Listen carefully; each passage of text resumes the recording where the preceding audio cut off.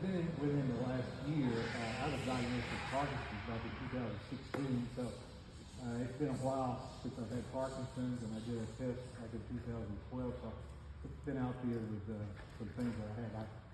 You'll see I don't have the micro J Fox type. I actually don't have a lot of quivers and issues of that type, but they talk about being worse sometimes with lower body, and sometimes it has to do with cognitive thinking and also speech. And one of the classes I'm taking is speaking with intent. And so I thought, well, doing a podcast, you have to kind of practice on that. People can see where you are today and where you've been and where you're going, because that's all what it's all about. It's maintaining. You can't hear it, so you got to maintain that. And the other is, of course, being cognitive thinking. I try to use a conversational approach to a podcast. I don't try to do an interview per se.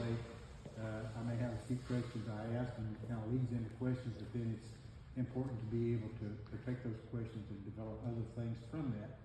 And I always tell people that the intent of this is for people that have depression and anxiety and maybe delusional thinking, to see that they can be motivated or educated or maybe entertained somewhat by what I do, so that they'll be interested in subscribing, and then we can do things other than what I'm doing here.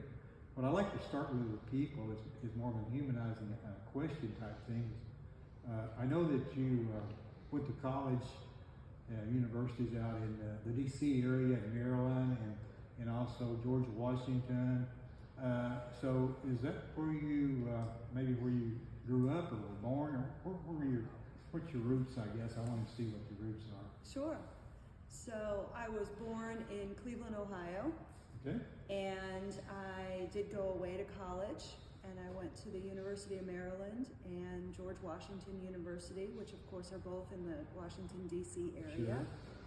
And, I went there because initially I was studying art history, but what I found is I wanted to work in museums. Okay. And what better place to work in museums than Washington, D.C., right, where you have all those museums in such a small geographic area.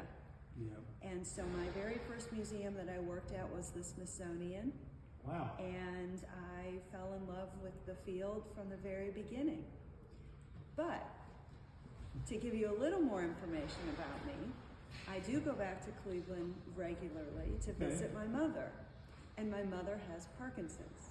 Oh, really? Yes. Okay. That's interesting. She was diagnosed about 10 years ago, and about 4 years ago, we lost my father. Okay. So she lives on her own, and I have been watching the progression of PD in her.